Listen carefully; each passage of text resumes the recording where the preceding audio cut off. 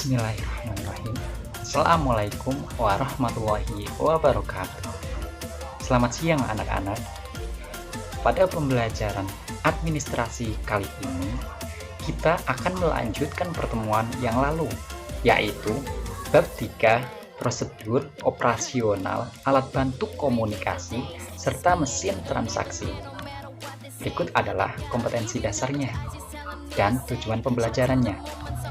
Untuk kompetensi dasarnya masih di 3.14, yaitu menganalisis prosedur operasional alat bantu verifikasi dalam transaksi, dan 4.14 yaitu mengoperasikan alat bantu verifikasi dalam transaksi.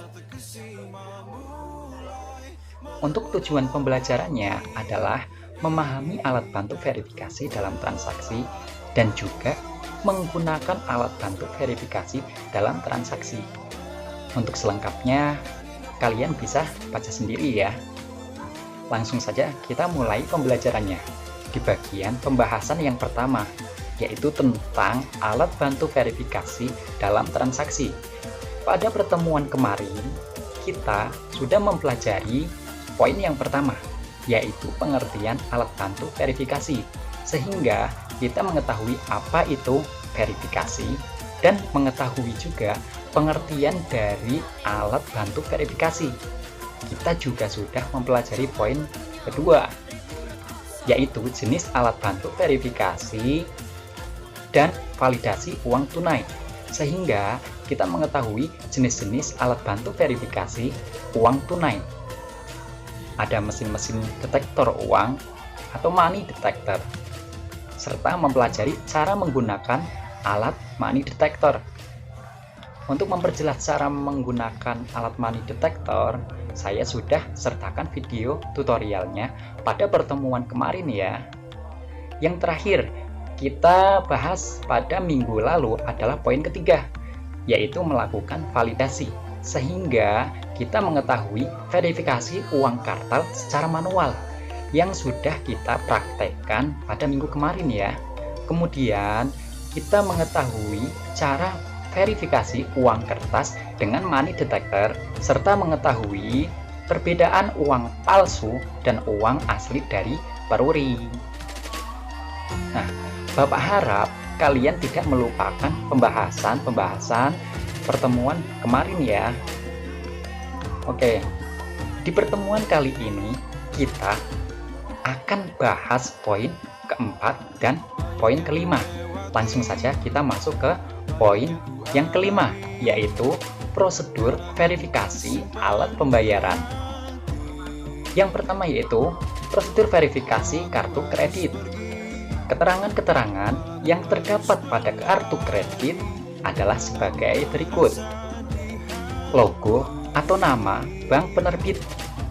Kemudian, beberapa kartu kredit ada yang terdapat foto pemiliknya dan ada pula yang tidak. Beberapa kartu kredit juga ada yang menggunakan chip, ada pula yang magnetik. Kemudian, terdapat nomor kartu kredit 16 digit. Terdapat masa berlaku kartu, nama jaringan kartu kredit. Kemudian, pada bagian belakang terdapat keterangan tentang nomor kartu yang dicetak di muka kartu, seperti nama pemegang kartu kredit, alamat bank penerbit, 3 digit nomor verifikasi, dan magnetic stripe. Kemudian, bagaimana sih caranya memverifikasi kartu kredit? Kita simak video verifikasi kartu kredit menggunakan mesin EDC seperti yang dilakukan oleh BCA Cred berikut ini. Untuk menyalakan EDC BCA bisa dilakukan dengan menekan tombol hijau di pojok kanan bawah. Selanjutnya, EDC BCA akan mulai mencari jaringan. Saat logo BCA muncul di layar, EDC BCA sudah siap untuk digunakan. Ini adalah tombol-tombol yang digunakan saat transaksi dengan EDC BCA. Tombol hitam di sebelah kiri berfungsi untuk memilih No. Sedangkan untuk memilih Yes, tekan tombol hitam di sebelah kanan. Tombol di bagian tengah berfungsi sebagai navigasi untuk memilih menu yang ada di edisi BCA. Untuk mengkonfirmasi pilihan, tekan tombol Enter yang berwarna hijau di pojok kanan bawah.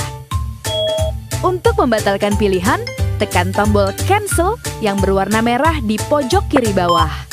Sedangkan tombol Clear yang berwarna kuning berfungsi untuk mengkoreksi jumlah nominal. Ada beberapa shortcut atau function yang bisa dilakukan dengan menekan tombol F, seperti F0 untuk tes jaringan dan F73 untuk cetak ulang stroke. Tanyakan ke pelanggan apakah menggunakan kartu debit atau kredit. Apabila menggunakan kartu debit, cek jenis kartu yang digunakan, apakah kartu magnetik atau kartu chip. Jika kartu debit magnetik, lakukan proses gesek seperti biasa. Untuk transaksi dengan kartu non-chip, gesek kartu dengan magnetic stripe menghadap ke dalam. Namun, jika kartu debit chip dengan logo-logo ini, ikuti cara berikut. Masukkan kartu debit ke edisi BCA. Akan muncul dua pilihan. Selalu pilih NSI CCS. Saat muncul nomor kartu, klik Yes. Masukkan jumlah transaksi. Bila muncul pilihan kredit atau debit, selalu pilih debit. Minta nasabah masukkan PIN. Tunggu proses transaksi. Transaksi berhasil. Apabila transaksi ditolak, ulangi alur dengan cabut kartu dan masukkan kembali. Pilih debit. Ikuti prosesnya. Masukkan jumlah transaksi, selalu pilih debit. Minta nasabah masukkan PIN hingga transaksi berhasil. Terkadang, ada transaksi yang minta dibatalkan atau dikoreksi. Dengan edisi BCA, semua jadi mudah.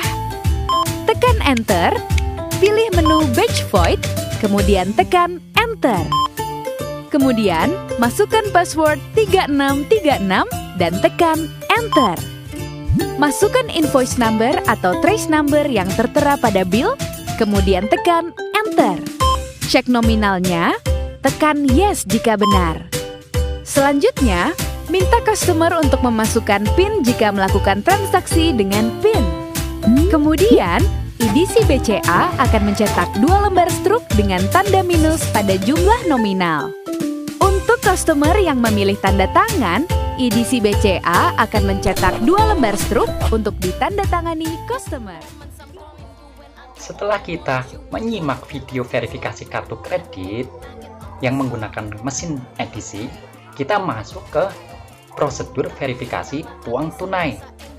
Dalam pasal 244 KUHP dengan bunyi barang siapa meniru atau memalsukan uang kertas yang dikeluarkan oleh negara atau bank dengan maksud untuk mengedarkan atau menyuruh mengedarkan mata uang atau uang kertas itu sebagai asli dan tidak palsu, maka diancam dengan pidana penjara paling lama 15 tahun.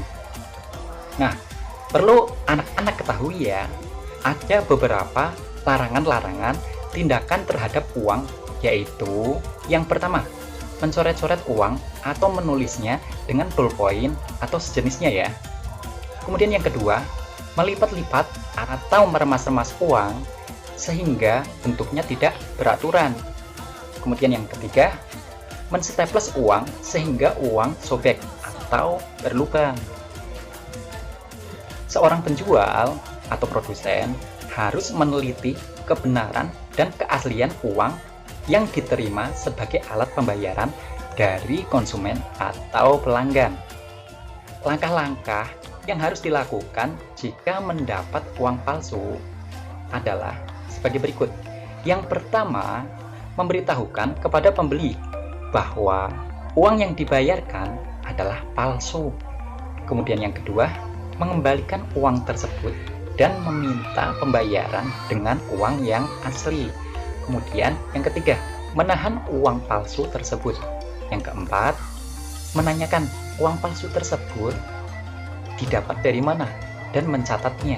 Kemudian yang kelima, melaporkan kepada pihak yang berwenang untuk menanganinya.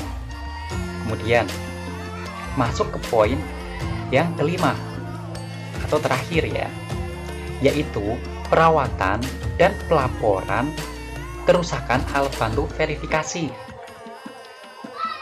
Perawatan alat bantu verifikasi. Apabila terjadi kerusakan pada alat bantu verifikasi uang tunai dan alat bantu kartu kredit, segera ajukan pelaporannya pada pihak yang terkait. Untuk yang pertama, alat bantu verifikasi uang tunai. Pelaporannya kepada Bank Indonesia atau bank lain yang bekerja sama dengan perusahaan. Prosedur tahapan pelaporannya melalui pertama kasir, teknisi perusahaan, kemudian pimpinan perusahaan, lalu bagian keuangan, selanjutnya bagian sarana prasarana, dan terakhir ke Bank Indonesia Pusat atau kantor perwakilan Bank Indonesia setempat. Untuk yang kedua, yaitu alat bantu verifikasi kartu kredit. Nah, pelaporannya kepada pihak bank yang bekerja sama dengan perusahaan penjual atau retail. Untuk yang terakhir adalah sikap-sikap yang diperlukan dalam mengoperasikan alat bantu verifikasi. Yang pertama, yaitu cermat. Dalam mempersiapkan dan mengoperasikan alat bantu verifikasi dilakukan dengan sungguh-sungguh dan fokus tentunya. Konsentrasi terhadap pekerjaan, jangan sekali-kali bekerja sambil melamun atau bermain atau memikirkan sesuatu yang tidak ada hubungannya dengan pekerjaan. Kemudian yang kedua, sikap teliti. Dalam mempersiapkan dan mengoperasikan alat verifikasi dikerjakan dengan hati-hati dan berusaha untuk mengecek ulang segala sesuatu yang telah dikerjakan. Dengan sikap teliti ini akan mengurangi resiko bagi perusahaan, misalnya barang yang pecah, komplain dari pelanggan, dan yang lainnya. Kemudian yang ketiga, ada sikap jujur. Dalam mempersiapkan dan mengoperasikan alat verifikasi, lakukanlah dengan sebenarnya sesuai aturan yang berlaku di perusahaan dan tentunya tidak berbohong. Untuk yang keempat, yaitu bertanggung jawab. Maksudnya, dalam mempersiapkan dan mengoperasikan alat verifikasi, apapun yang dikerjakan memiliki alasan-alasan yang dapat dipahami untuk dipertanggungjawabkan terhadap pimpinan maupun pelanggan. Bekerjalah dengan disiplin sesuai prosedur yang berlaku di perusahaan. Di pembahasan kali ini cukup sampai di sini ya anak-anak.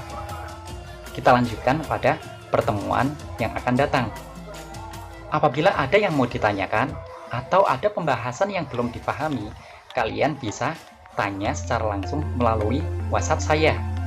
Semoga pembahasan kita kali ini bisa bermanfaat bagi kehidupan kita. Kurang lebihnya, mohon maaf. Wassalamualaikum warahmatullahi wabarakatuh.